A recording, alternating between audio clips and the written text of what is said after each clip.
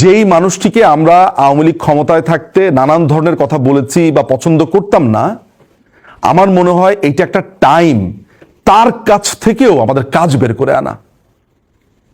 যেই মানুষটা চরমভাবে আওয়ামী বিরোধী ছিল, এখন আওয়ামী লীগের পক্ষে বলছে, আমি তার কাছ থেকেও আমার দলের জন্য আমি বেনিফিটটা বের করে আনতে চাই। বাংলাদেশ আওয়ামী লীগ একটা মাল্টি ক্লাস পার্টি। আপনি তাকে বলেছেন আপনি হিন্দু কেন, যুদ্ধ করতে এসেছেন কেন, আপনি বৌদ্ধ কেন, আপনি মুসলমান কেন? আমার এইটা একটা যুদ্ধ, এই যুদ্ধে সবাইকে আমি সাথে নিব। হ্যাঁ, এটাও আমার সতর্ক থাকা প্রয়োজন যে আমার মধ্যে ঢুকে এমন কোনো অরাজক পরিস্থিতি তৈরি করবার চেষ্টা করছে কিনা। ফলে এই যে আলোচনাটা শুরুতে এইটা করে নিচ্ছি যে আমি এখন কারো সমালোচনা করব না, কিচ্ছু সমালোচনা করব না, কারণ আমি একটা যুদ্ধের মধ্যে আছি। আমার বারবার বলি, বাংলাদেশ আওয়ামী লীগ আমার থার্ড চাইল্ড, আমার তৃতীয় সন্তান। আমার এই দলটি সমুদ্রে পড়েছে। আমার আর ধরা যাক যে আব্বাস ভাইয়ের অনেক মন কষাকষি, দুজনের কেউ কাউকে দুই চোখে দেখতে পারি না, কিন্তু এই মুহূর্তে আমি ভুলেই যাব আব্বাস ভাইয়ের সাথে আমার কি হয়েছে, কারণ আমার শত্রু একটাই, এই মুক্তিযুদ্ধ বিরোধী শক্তিরা, মৌলবাদ। আপনারা কি কেউ ভাবতে পারেন যে 5 তারিখে যেই প্ল্যানটা করা হয়েছিল নেত্রীকে মেরে ফেলার, সেটা করলে আপনারা আজকে এখানে বসে থাকতে পারতেন? আমার ব্যক্তিগত ধারণা, আমার ধারণা, আমি বিছানা থেকেই উঠতে পারতাম না শোকে। আমি কোয়াইট শিওর যে আমি উঠতেই পারতাম না শোকে, কষ্টে, বেদনায়। তাহলে আমাদের জন্য এটা একটা অনেক বড় মানে শক্তি না যে নেত্রী বেঁচে আছে? তাহলে নেত্রীকে আমরা এভরিডে পেইন দিচ্ছি। জানেন, সেদিন নেত্রীর সাথে কথা বলার সময় নেত্রী আমাকে বললেন, আমি বলবো না কার কথা বলেছেন, তিনি বলেছেন আমি একটা কমিটি করে দিয়ে গেছি, এরা পাল্টা কমিটি করেছে, আরেকটা বিদ্রোহী কমিটি করেছে। আমার না নেত্রীর গলাতে রাগ মনে হয়নি, মনে হয়েছে বিষণ্ণতা। এ কি মানে, উনি বেঁচে আছেন, উনি সুস্থ আছেন, আমাদের জন্য এটা তো অনেক বড় একটা গিফট। মানে বাংলাদেশ আওয়ামী লীগে তো উনার ব্যাপারে কোনো ডিসপিউট নাই কারো। মানে আমি যেখানে গেছি সবখানে অনেক ধরনের বিভক্তি দেখেছি, নেত্রী প্রশ্নে এক। আমি ট্রেইটর যে দেখিনি তা তো না। আমি অগাস্টের 26 তারিখে কলকাতা থেকে, চেন্নাই থেকে আমি লন্ডনে ফিরলাম। বাংলাদেশ আওয়ামী লীগের উপদেষ্টা মণ্ডলীর সদস্য একজন রয়েছেন, সামথিং কামাল, তিনি কি উপদেষ্টা ছিলেন আমি বারবার তার নামটা ভুলে যাই। কামাল নামে একজন উপদেষ্টা ছিল, আপনারা কেউ মনে করতে পারলে আমাকে স্মরণ করিয়ে দেবেন। তার ভাই ম্যানচেস্টারে থাকে, আমাকে ফোন দিয়েছে। আমাকে, হ্যাঁ আমি ঠিক জানি না কোথায়কার, বাট কামাল আছেন আমার সাথে। না না না, উনি তো সচিব, না না না, আওয়ামী লীগের উপদেষ্টা। বলুন বলুন নামটা কি? না না না, কামাল হোসেন তো কল্যাণ লোক, উনি তো কামাল নামটা আছে, উনি উপদেষ্টা। তার ভাই আমাকে ফোন করে বলেছে, নিজুম ভাই, শেখ হাসিনাকে ছাড়া এখন আওয়ামী লীগ চিন্তা করতে হবে। আমি শুধুমাত্র বলিনি, একটা চর মেরে দাঁতগুলো সব ফেলে দিব, ভদ্র ভাষাতে বলেছি, নেক্সট টাইম আপনার কল আমার মোবাইলে যাতে আমি না দেখি। বেঈমান, আপনার ভাই উপদেষ্টা হয়েছে, আপনি আমাকে ফোন করে বলছেন শেখ হাসিনা ছাড়া চিন্তা করতে হবে। শুধু ওই লোকটি নয়, এরকম অনেক এজেন্সির লোকজনও আনে বানেটা বলার চেষ্টা করেছে। আমরা একটা কথা অ্যান্সার করেছি, সেটা হচ্ছে যে আমরা রাজনীতি করি দুইটা জায়গাতে, একটা হচ্ছে আদর্শ, আরেকটা হচ্ছে ইমোশনের জায়গা থেকে। এই দুইটার রাজনীতি আমাদেরকে যদি ব্লেন্ড করে আমাদেরকে না বুঝতে পারে, তাহলে বাংলাদেশ আওয়ামী লীগকে বুঝতে পারবে না। আজকে যদি কেউ বলে যে প্রধানমন্ত্রীকে ছাড়া, মাননীয় প্রধানমন্ত্রী শেখ হাসিনাকে ছাড়া আওয়ামী লীগ চিন্তা করতে হবে, আমার রাজনীতি করারই দরকার নেই। আমি রাজনীতির রটাও মুখে নিতে চাই না। হিসাব পুরাপুরি সোজা। একটা কথা মাথায় রাখতে হবে যে নেত্রী আছেন, নেত্রী সুস্থ আছেন, আমরা না তাকে আর পেইন দিব না। আমরা প্রত্যেকটা মানুষ একটা দল, একটা ইউনিটি, শুধু তার জন্য লড়াই করব। কালকে আব্বাস ভাইকে আমি শেখ হাসিনা সংগ্রাম পরিষদের সভাতে দেখে আমি অত্যন্ত আনন্দিত হয়েছি। অনিম, রোহান, নাইম যারা গেছে সেখানে অত্যন্ত, আমি এখানে এসে শুনেছি এখানে বিভক্তি আছে। আমি এগুলো শুনলে মন খারাপ হয়, বা আমি প্রত্যেকটা প্রোগ্রামে যাই। আমাকে যদি আজকের এই প্রোগ্রামে জানানো নাও হতো, কিন্তু আমি জানতাম, আমি এখানে এসে উপস্থিত হতাম। পৃথিবীর যেইখানে আওয়ামী লীগের প্রোগ্রাম হবে, আমার যদি সামর্থ্য থাকে আমি সেখানেই উপস্থিত হব। কারণ একটা কথা বলেও যদি কেউ অনুপ্রেরণা লাভ করে তাহলে হবে।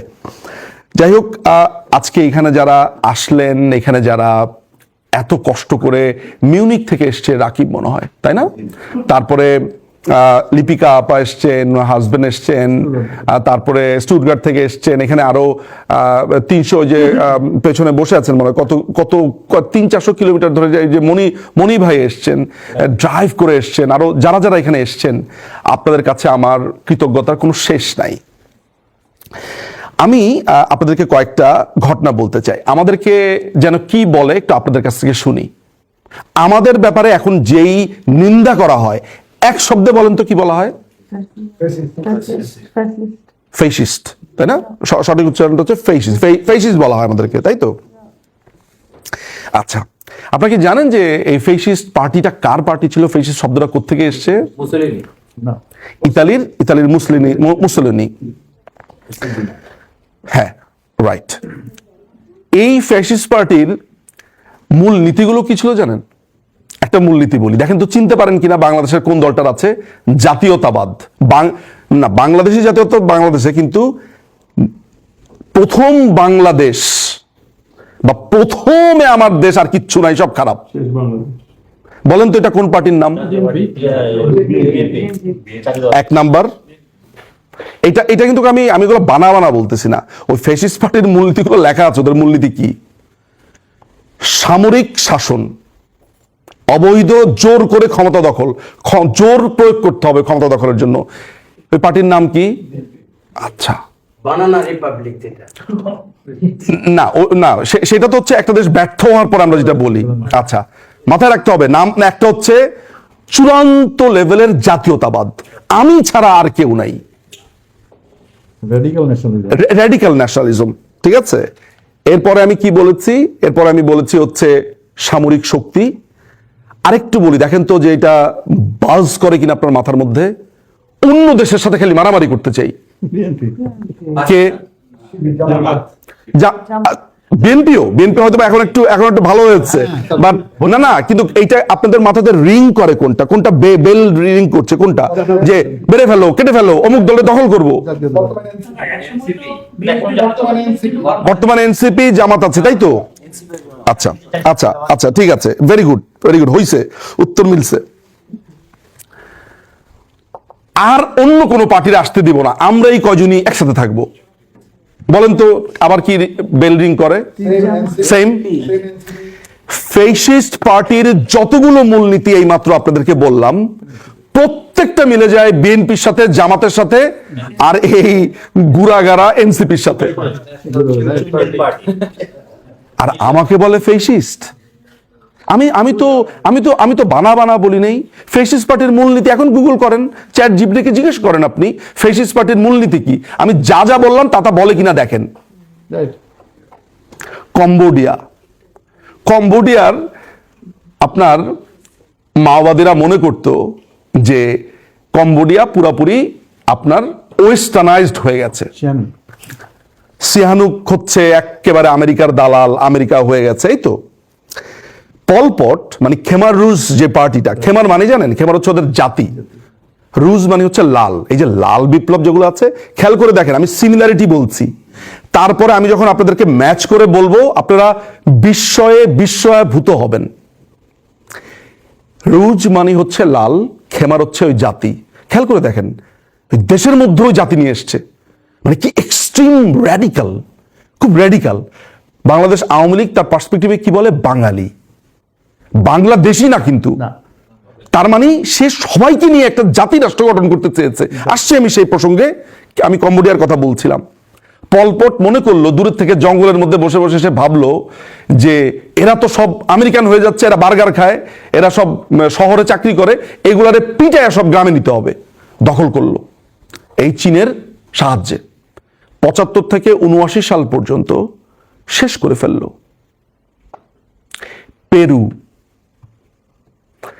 পেরুর শাইনিং পাথ তাদের রাজনৈতিক দলের নাম। সেই দলের লোকটার নাম হচ্ছে আবে আমাল গুনসাক মনে হয় তার নাম, পেরুর নাম ভুল হতে পারে। ওই পেরুর ওই লোকটাও তাই মনে করলো, ওইটাও মাওবাদী, সেও মাওবাদী। ঠিক আছে, নেপালে পুরা রাজা সবাইকে হত্যা করে ফেললো মাওবাদীরা, ওইটাও মাওবাদী। কোত্থেকে এসছে সব বুদ্ধিগুলা? ওই যে লিপ ফরওয়ার্ড নাম শুনেছেন কখনো? আপনার সব যে আপনার ওই যে গ্রাম থেকে শহরে রোড মার্চ যেটা করেছে, আপনার দখল করেছে চায়না, মাও সেতুং, মাঝে নাম শুনেছে তো? এই মাওবাদী ছিল। কাদের কাদের কথা বললাম? খেমার রুজের কথা বলেছি, কম্বোডিয়ার পলপটের কথা বলেছি, পেরুর কথা বলেছি, নেপালের কথা বলেছি। এরপর নকশাল আন্দোলন হলো। এই লোক হাসতে খেলতে নিঃশ্বাস নিতে মানুষ মারত। আপনারা সাদা আমি কালো আমি নামে একটা 5টা বইয়ের একটা সেট আছে, রুনু গুহ নিয়োগীর, কলকাতা থেকে বের হয়েছে বইটা। আপনারা সাদা আমি কালো আমি এই বইটা 5টা খণ্ডের জোগাড় করবেন। আমার একটা বমি করার জন্য একটা কিছু রাখবেন, কিছুক্ষণ পর পর আপনার বমি পাবে, মানে এত খুনের গল্প পড়ে। ওই লোক বসে থাকতো, আরাম করে বসে থাকতো, তারা দেখতো দাদু, আর সে বসে বসে মানুষ খুন করতো। একই পথ গ্রহণ করেছে সিরাজ শিকদার, এইটাও মাওবাদী, এইটাও মাওবাদী, এইটাও মাওবাদী। চারু মজুমদার কার গুরুকে? মাও। সে শিকদারের গুরু হচ্ছে মাও। তার কাজ হচ্ছে শ্রেণী শত্রু খতম করো। 3টা বিয়ে করেছে, কলিগদের বউকে উঠে নিয়ে এসে বিয়ে করে ফেলেছে। তার এক কমরেড বলেছে যে আমি আপনার এই নীতিগত ভুল আছে, রাত্রেবেলা তাকে মেরে ফেলেছে শ্রেণী শত্রু নাম দিয়ে। অমুকের জমি পছন্দ হয়েছে, জমি দিবে না, ওর নাম তলে শ্রেণী শত্রু দিয়া দাও। শ্রেণী শত্রু। আপনারা শাহরিয়ার কবিরের ওদের জানিয়ে দাও বইটা পড়বেন কেউ যদি থাকেন। একসময় শাহরিয়ার কবির স্যার খুবই মাওবাদী ছিলেন, ওই বইটা পড়লে বোঝা যাবে যে ওইটা একটা উপন্যাসের মতো, এটা পড়লে বোঝা যাবে। কার কথা বললাম? রাষ্ট্রের কথা বললাম, 2টা মানুষের কথা বললাম, নকশাল এবং পূর্ব বাংলা কমিউনিস্ট পার্টি। খুনের পর খুন করেছে সিরাজ শিকদার। থানা ফাঁড়ি 7টা এমপিকে মেরে ফেলেছে 73 সালের নির্বাচিত। 70 সালের নির্বাচিত এমপিদেরকে মেরেছে চেয়ারম্যান, মেম্বার, মানুষকে হত্যা করেছে। খুনের খুনের সাম্রাজ্য কায়েম করেছে। সেই ওই লোককে ধরার পর যখন তার সঙ্গী সাথীরা আক্রমণ করতে আসলো, তাকে মেরে ফেললো পুলিশ, তখন আত্মরক্ষার্থে তাকে মেরে ফেললো। সেটা বিদ্বেষের পথ। আমি সাবু ভাই থাকলে জিজ্ঞেস করতাম। 1991 আমি আসবো, সে 1991-তে আসছি, তার আগে জেনে রাখেন এই যে মাহফুজ আলম অপদেষ্টা হয়েছে, ও মাওবাদী। ওর কাভার ফটোতে ছিল মাও জেতুং, হাসনাত, সার্জিস, নাহিদ, তারপর হচ্ছে এই যে নিজেদের ভেতরে মারামারি করে মারা গেল, নামটা কি? হাদি। টাকার ভাগ বাটোয়ারাতে মারা গেল কে? ওসমান গনি ওরফে হাদি। আপনারা কি জানেন যে ও কবিতা লিখতো সীমান্ত শরীফ নামে, প্রেমের কবিতা লিখতো, এই কাজগুলো করত। এই ছেলেটা ছিল মাওবাদী। মিল পেয়েছেন কিছু? আমার এই কথাগুলো আপনাদের এইখানে মেনে নিতে হবে না, বাসায় যান, সার্চ করেন, দেখি তো নিজুম ভাই সবগুলাকে মাওবাদী বলেছে। এখন এরা মাওবাদী কিভাবে হয়েছে? এদের গুরু ফরহাদ মজার মাওবাদী। খেয়াল করে দেখেছেন কানেকশনটা? হ্যাঁ, হুমায়ুন কবির, ঢাকা ইউনিভার্সিটির প্রফেসর হুমায়ুন কবিরকে বাসা থেকে নিয়ে ফরহাদ মাজার হুমায়ুন কবিরকে মেরে ফেলেছে। মাওবাদী। তারা বলছে যে আওয়ামী লীগকে আর রাজনীতি করতে দেবে না। কার সাথে মিল পেলেন? ফ্যাসিস্ট কে? মুসলিনি। বলবেন, কথা বলবেন, কার সাথে মিল পেলেন? আচ্ছা, যুদ্ধ করো। কার সাথে যুদ্ধ করো? ভারতের সাথে যুদ্ধ করো। কার সাথে মিল পেলেন? মুসোলিনি আপনার ওই রাষ্ট্রটাকে দখল করে ফেললো, ইথিওপিয়া, সরি, হ্যাঁ, ওরা রোমান সাম্রাজ্য গঠন করবে বলে আর দুইটা রাষ্ট্রকে তারা আপনার দখল করে বসলো। আফ্রিকান একটা কান্ট্রিকে তারা দখল করে ফেলেছে, সোমালিয়াও না, ওয়েল ইথিওপিয়া হওয়ার সম্ভাবনা আছে। আচ্ছা, আমি একটু দেখলে বলতে পারবো, মাঝে মধ্যে আমার মাথা থেকে সরে যাচ্ছে। তার মানে হচ্ছে কি, যুদ্ধ করো, মারো, কাটো, আমি শ্রেষ্ঠ। খেয়াল করে দেখেছেন? তারপরে ওরা বলছে 1 টাকাও দাঁড়াতে দেব না, দেখলেই মেরে ফেলবো। কে বলেছে? আচ্ছা, বাংলাদেশ আওয়ামী লীগকে বলা হতো সব পত্রিকা নাকি বন্ধ করে দেওয়া হয়েছে, বঙ্গবন্ধুর আমলে বলা হয়েছে না? আচ্ছা, বাংলাদেশ আওয়ামী লীগের এই গত 15 বছর টার্মে বলা হয়েছে যে আমরা নাকি প্রেসকে কথা বলতে দেই নেই। আচ্ছা, প্রেস যে পুরা দিল, তাহলে সেটার কি হবে? মানে আমার বিরুদ্ধে অভিযোগ আনা হয়েছে, আমি বকা দেই, তুই যে মেরে ফেললি। ফ্রিডম অফ অ্যাকশন, সেই আপনি এখন কি মতি ভাইকে আপনার এই মানে বড় বড় গলাতে তাকে আলোচনা করতে দেখছেন? না, আমি আপনাদেরকে আজকে এই প্রোগ্রামে একটা কথা বলে দিয়ে যাই, উইদিন 4 and 5 ডেজের ভেতরে প্রথম আলো একটা কলাম লিখবে। প্রথম আলো পোড়ানোতে আওয়ামী ষড়যন্ত্র। না না না, কলমটা আমি লিখে দিচ্ছি আপনাদেরকে, আমি বলে দিচ্ছি।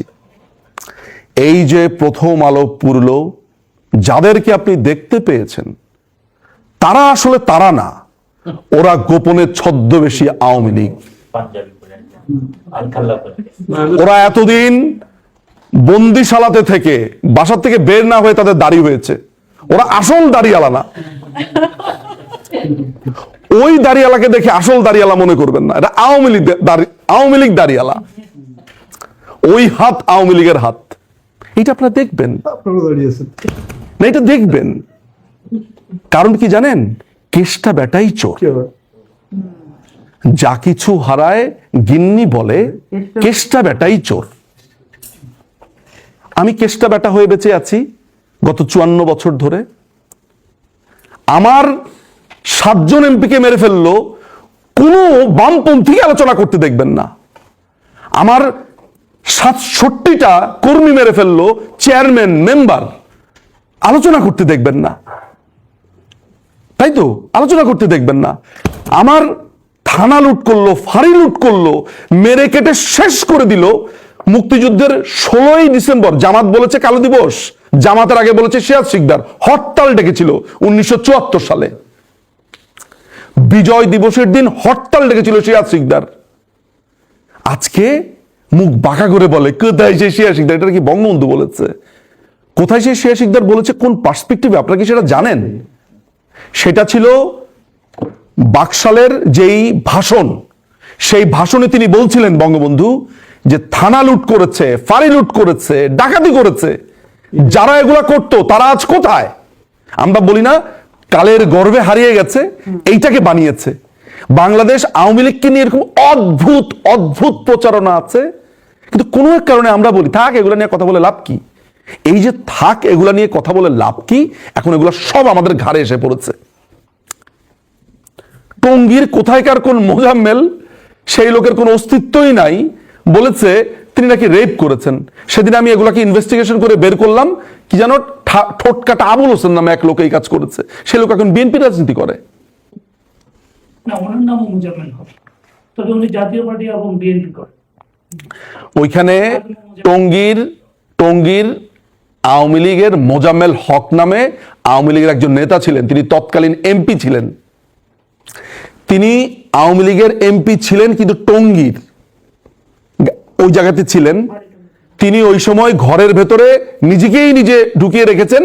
যিনি ওই আর্মি অফিসারটা ছিলেন, মানে অ্যান্থনি মাসকারেনাস যার কথা বলেছে, সেই মেজর নাসির উদ্দিন, তিনি নিজে বলেছেন মূলত তারা যে রেপিস্টকে ধরেছে তার নাম হচ্ছে ঠোঁটকাটা আবুল খায়ের না আবুল হোসেন। এই কদিন আগের ঘটনা আমি কেমনে ভুলে গেলাম আমি জানি না। সেই আবুল হোসেনকে বঙ্গবন্ধু নাকি তাকে মানে ছাড়িয়ে দিয়েছে। অথচ সেই মেজর নাসিরউদ্দিন আমার সাথে সাক্ষাৎকারে বললেন, আমি যখন 32 নম্বরে গেলাম, বঙ্গবন্ধু ওই সময়ের সবচাইতে তেজস্বী ম্যাজিস্ট্রেট মিস্টার মজুমদার তাকে তার সাথে দিয়েছে এবং বলেছে এ যাতে কোনোভাবে ছাড়া না পায়। তাহলে ইতিহাসে এই গল্পটা উঠে আসলো না কেন? মেজর নাসির তো বেঁচে আছেন, আমাকে সাক্ষাৎকার দিলেন। আপনারা কি সেই 54 মিনিটের ভিডিওটা দেখেছেন? দেখেন নাই? কয়জন দেখেছেন এখানকার মানুষের মধ্যে? 4 জন। জানেনই না, মাত্র শুনলেন। কিন্তু জামাতের প্রোপাগান্ডা আপনারা খুব আরাম করে দেখেন, দেখা ইসা বলেন এটা কি লেখলো, রাগ রাগ করে ফেলেন। আমরা যা করি সেগুলো শেয়ারও দেন না, দেখেনও না। আমি কাউকে বিব্রত করতে চাই না। এই যে আমাকে বলেন নিজুম ভাই এই ঘর বাতি ঘর অমুক ঘর, নিজুম ভাই করেছে, যদি জিজ্ঞেস করি বলেন তো আমি কালকের ভিডিওতে কি বলেছি, কিচ্ছু জানেন না, শুনিনি নাই। আমার ভিডিও শেয়ার করার আগে শুনবেন, জানবেন। আমরা আসলে পড়তে চাই না, এটা হচ্ছে সবচেয়ে বড় ব্যাপার।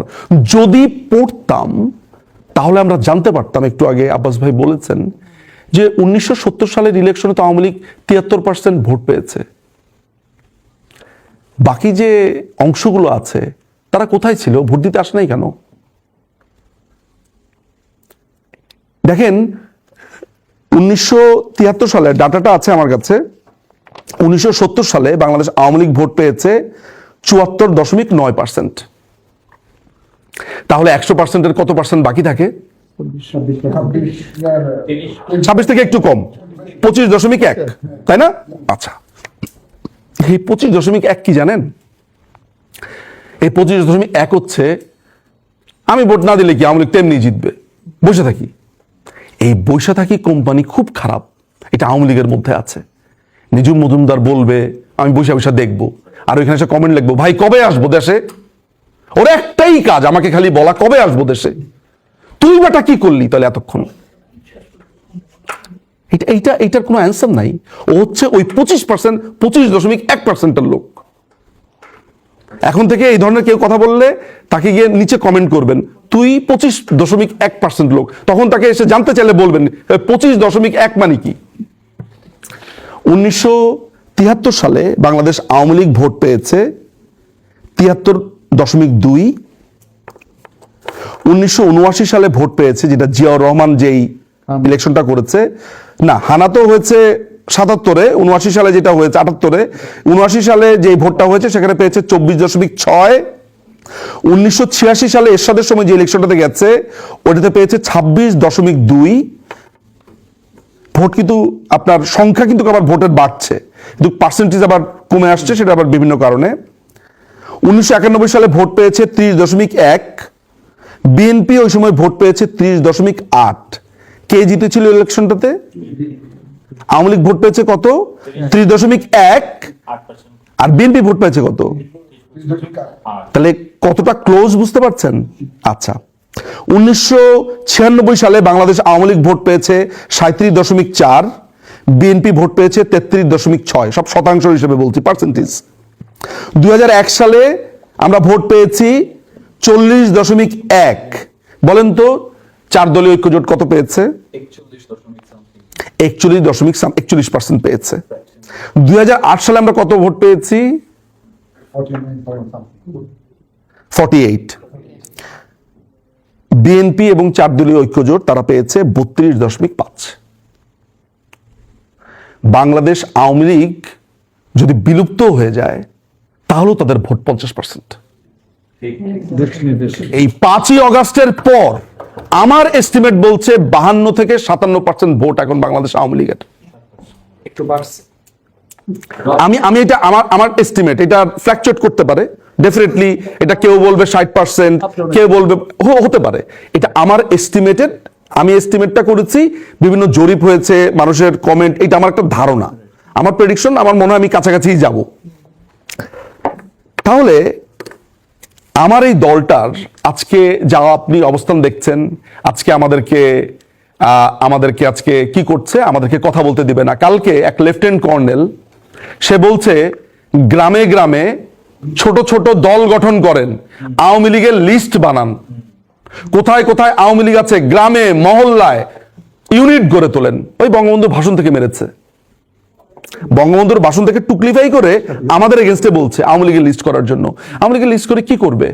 আগুনে আমাদেরকে ওই নাজি ক্যাম্পের মতো আমাদেরকে কনসেন্ট্রেশন ক্যাম্পে আমাদেরকে ওই আগুনের মধ্যে ফেলাবে, আমাদেরকে খুন করবে।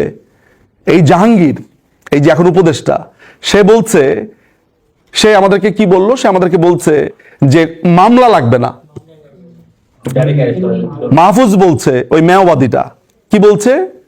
সে বলছে যে লাশের পরে লাশ, সে বলছে আমরা ইচ্ছা করলে সব বাড়ি পুড়িয়ে দিতে পারতাম, ভেঙে ফেলতে পারতাম, আমাদেরকে দুর্বল ভাববে না, এই সেই হাবিজাবি।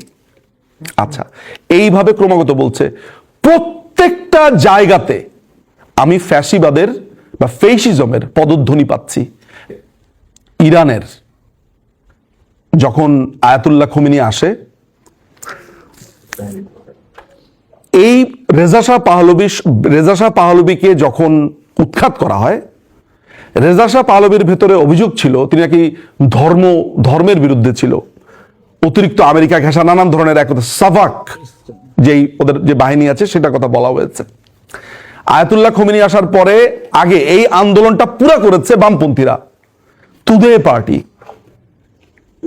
তারপর হচ্ছে মুজাহিদিনে খালক, এবং আরেকটা হয়েছে সোশ্যালিস্ট স্টুডেন্ট অর্গানাইজেশন, এরকম কিছু একটা সমাজতান্ত্রিক ছাত্র সংগঠন। তারা আয়াতুল্লাহ খোমেনি দেশে আসলো, এসে তার পার্টিকে নিয়ে এটাকে বানা ফেললো ইসলামিক রিপাবলিক। তার আগে তাদের গণভোট হয়েছে, 98% ভোট পেয়েছে। আসার পরে কি করলো জানেন? আসার পরে প্রথমে মারা শুরু করলো তুদে পার্টির ছেলেপেলেগুলাকে। The great massacre 1988, the prison massacre, না আজকে সার্চ দিবেন প্রিজন ম্যাসাকার 1988 ইরান। এই যে উদিচির পুঁদ বালকগুলো আছে, শুনতে খুব খারাপ শোনা যাবে, এই যে উদিচি শেখ হাসিনার এগেইনস্টে রাস্তার মধ্যে কাত হয়ে চিত হয়ে নাটক করলো, সবার আগে এগুলারে ঝুলাবে। পুরা দিছে না মতি, আর হচ্ছে এটার নাম যেন কি, এটার মানে সহোদর, না না না না মাহফুজ আনাম আমাদের এগেইনস্টে বলেছে না, কি করলো? ডেইলি স্টার আমরা পুড়িয়েছি। কারা পুরালো? যারা ওদের সাথে আন্দোলন করেছে। মিল পান ইরানের সাথে? আয়াতুল্লাহ খোমেনি ইসলামিক রিপাবলিক চেয়েছে, এই হুজুরগুলা কি চায়? পোড়াচ্ছে কে? তাহলে আপনি মতির জায়গাতে ধরেন, ওরা হচ্ছে তুদে পার্টি, বামপন্থী, ও তো বামপন্থী ছিল। মিল পাচ্ছেন ইরানের বিপ্লবের মতো? আচ্ছা, এরপর তারা এদের সবগুলাকে মারবে, তখন আর আওয়ামী লীগ থাকবে না বাঁচানোর জন্য। ওই যে জার্মান একটা কবির কবিতা আছে না, আমাকে মারতে এসেছিল, আমি কোনো কথা বলিনি, কারণ আমি অমুক পার্টি করি না, আমি চুপ ছিলাম। পরের দিন তমুক আবার আসলো মারতে অমুক পার্টিকে, আমি কোনো কথা বলিনি, কারণ আমি তো ওই পার্টি করি না। এইভাবে একটা একটা করে মারলো, তো লাস্ট পর্যন্ত যে কোনো কথাই বলে নাই, বললো যে এবার আমাকে মারতে আসলো, আমাকে বাঁচানোর জন্য আর কেউ ছিল না আসলে। ওরা জানে না ওদের সেভিয়ার ছিল বাংলাদেশ আওয়ামী লীগ। আমি নিঝুম মজুমদার 2023 সালে এই প্রথম আলোর বিরুদ্ধে আমি বলেছিল যে আমরা মাছ মাংস খাওয়ার স্বাধীনতা চাই, একটা ফটোকার্ড বানিয়েছিল না? এটা নিয়ে অনেক আলোচনা হলো না? আমার কিন্তু একটাবারের জন্য মনে হয় নাই যে প্রথম আলোকে গিয়ে ঘুরিয়ে দেই। আমি কি করেছি জানেন? আমি আর রূপা আপা, ফারজানা রূপা আপা, আমি আমার বাসা থেকে রওনা দিলাম সাভারের দিকে, ওদিকে রূপা আপাও গাড়িতে আসছে। তো রূপা আপা আমার একটু পিছনে ছিলেন। আমি কি মনে করে যেন রূপা আপাকে ফোন দিলাম, কারণ আমার একটা ইচ্ছা ছিল যে এই জাকিরকে আমি খুঁজে বের করব, সত্যি সত্যি সেই কথা বলেছি না এটা আমি বের করব। খেয়াল করে দেখেন, আমার মাথাতে এসেছে ইনভেস্টিগেশন, আর এদের মাথাতে এসেছে পুরা দাও। ফেসিস্ট কে?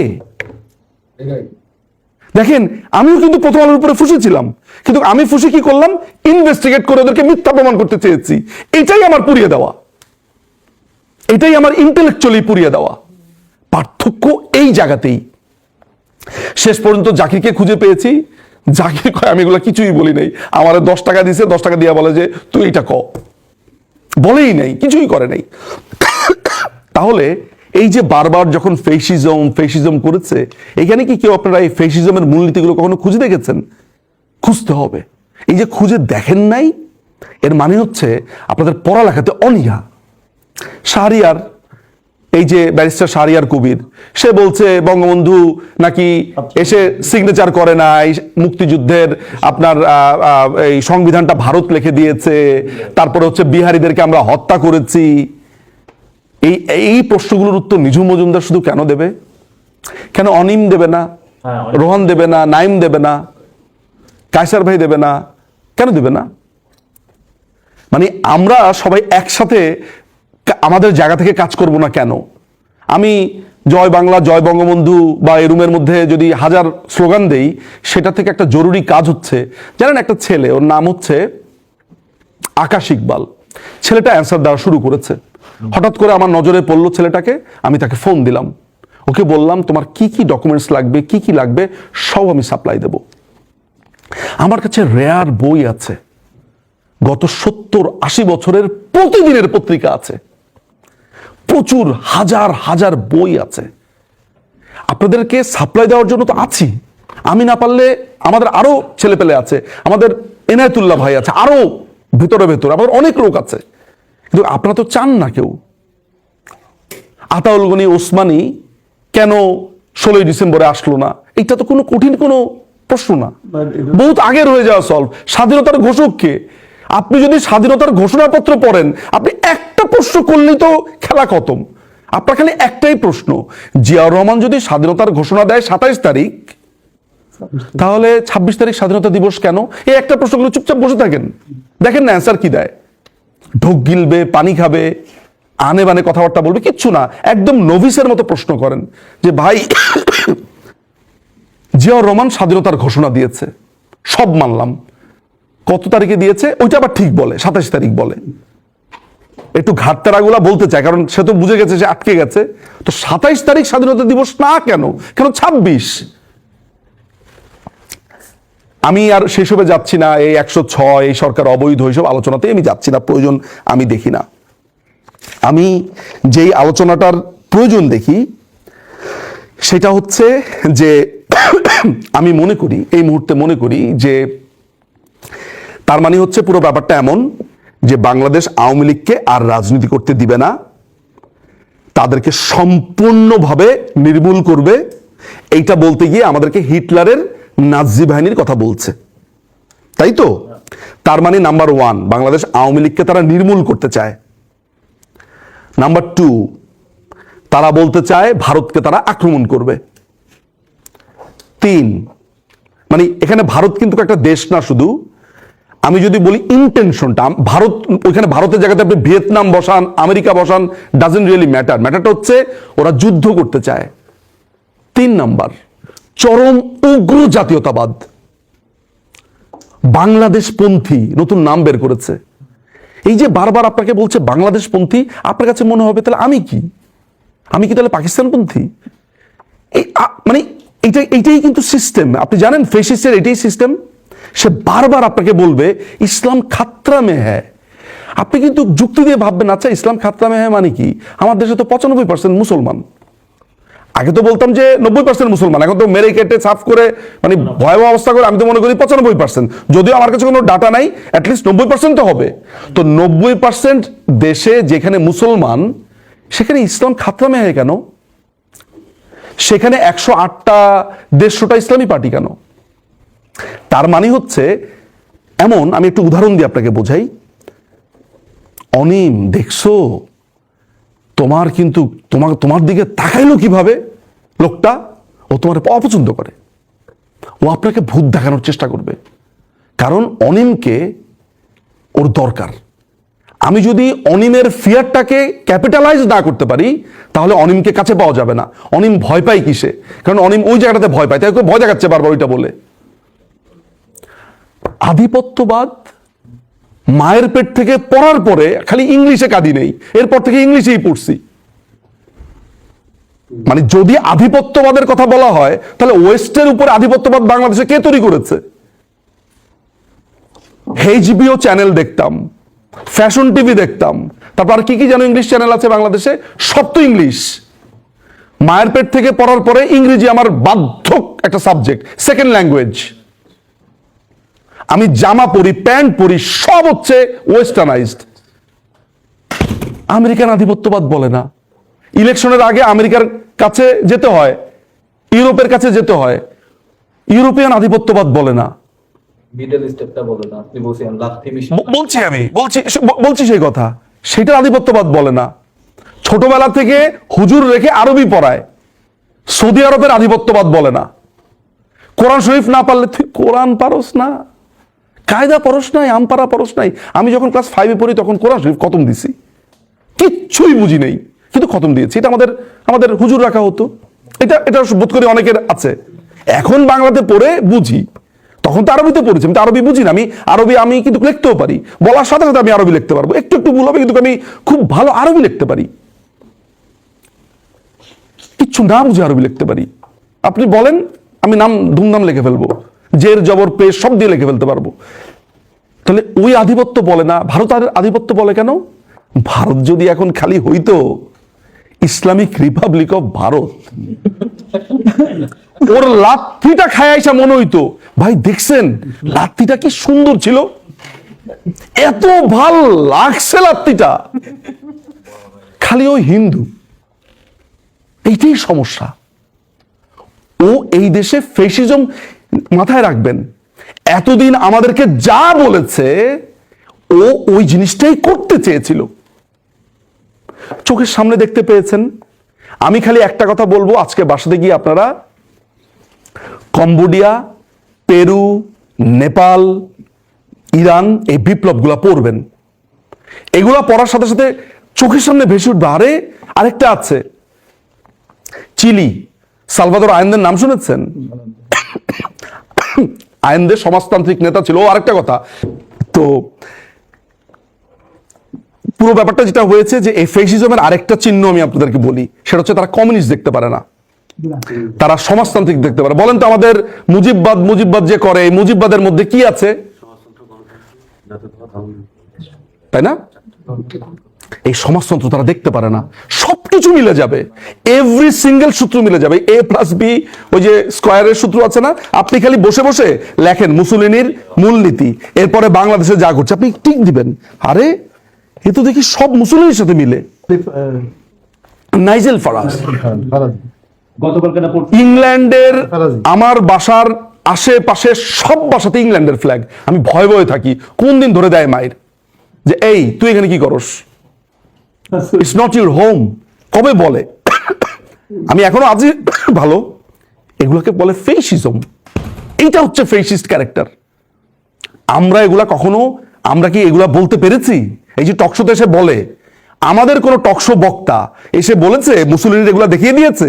দেখাই নেই, কারণ সে পড়ে না। সে খালি পারে জয় বাংলা আর জয় বঙ্গবন্ধু বলতে। জয় বাংলা জয় বঙ্গবন্ধু এই যুদ্ধ হবে না। এখানে দুইটার ক্ষেত্রে লাগবে, একটা হচ্ছে ইন্টেলেকচুয়াল, একটা হচ্ছে অস্ত্র।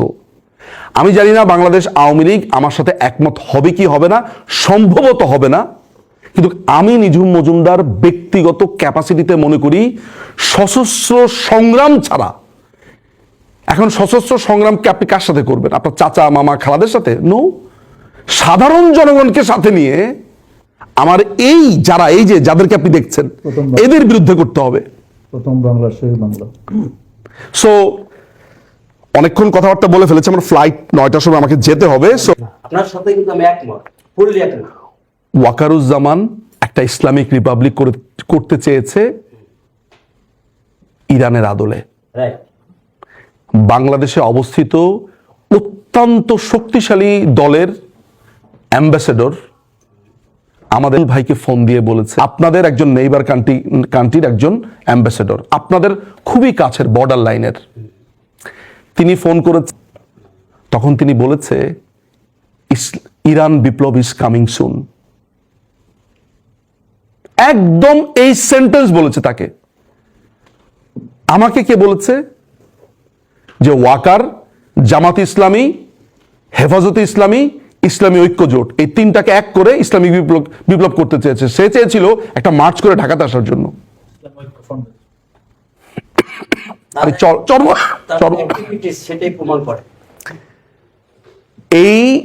এইটা সে করতে পারেনি, কারণ তার কাছে একটা বাধা এসেছিল, তাই সে করতে পারেনি। কিন্তু স্টিল এখন কারা জোট করেছে দেখেন তো, 8 দলীয় জোট আছে, সেখানে কিন্তু চরমনায় পীর আছে, হেফাজত আছে। যদিও আমি অন্যান্য ইসলামিক দলের থেকে চরমনায় পীরকে আমি মাচ মোর বেটার মনে করি, এই কারণে তারা জামাত বিরোধী। আমি জানি না জামাতের সাথে তারা কিভাবে জোট করেছে। মানে আপনি যদি ওদের র্যাঙ্কিং করতে বলেন, যদি ওই 5 ভাই যে পীরের চরমনায় পীর, ওদেরকে আমি জামাতের থেকে আগে রাখবো। এই কারণে যদিও কট্টর না মানে ওদের যে পলিটিক্যাল জায়গাটা, ওই পলিটিক্যাল জায়গা থেকে ওরা জামাত বিরোধী।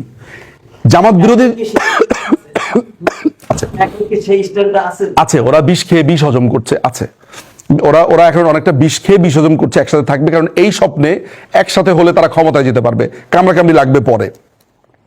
তাহলে প্রসঙ্গ যেটা হয়েছে যে ওয়াকারুজ্জামান নিজেই এই পুরো ঘটনার হোতা, ও হচ্ছে একটা সিআইএর এজেন্ট। আমেরিকা যা বলবে ওয়াকারুজ্জামান তা করবে। আমেরিকা যদি বলে আজকে পিটায়া সবগুলারে উঠা, রাত্রেবেলার ভিতরে সে ক্ষমতা নিবে। ওয়াকারুজ্জামান অসম্ভব ভয়াবহ ক্যারেক্টার, অনেকটা এরশাদের কাছাকাছি। এরশাদ ক্ষমতা নিয়েছে, ওখানে নিচ্ছে না, এই হচ্ছে পার্থক্য। সো বক্তব্য এখানেই শেষ। আমি শুধু একটা কথা বলবো, যে কথা বলেছি যে এখানকার ইন্টেলেকচুয়ালদেরকে আমাদের একসাথে করতে হবে। এখানে তো আমরা এখানকার সেমিনার করতে হবে, বিভিন্ন জায়গাতে মানুষকে জানাতে হবে যে আওয়ামী লীগ নাকি বিলুপ্ত হয়ে গেছে, আওয়ামী লীগ নাই, সারাক্ষণ এটা বলে। ঘুমে জাগরণে সবখানেই শুধু আওয়ামী লীগের ভূত। আপনি বলেন, আমাদের জন্য সবচাইতে বড় অ্যাডভান্টেজ পয়েন্ট হচ্ছে যেই লোকটা আওয়ামী লীগ করে না কিন্তু মুক্তিযুদ্ধকে সমর্থন করে, সে আসলে আমাদের শক্তি। এই জন্য আমি মনে করি যে যারা লাল বদর ছিল, তারা যদি সৎ পথে আসতে চায়, অর্থাৎ ঠিক পথে আসতে চায়, হ্যাঁ আপনি হয়তো আগের মতো বিশ্বাস করতে পারবেন না বটে, কিন্তু তাকে একেবারে সরা দিয়েন না।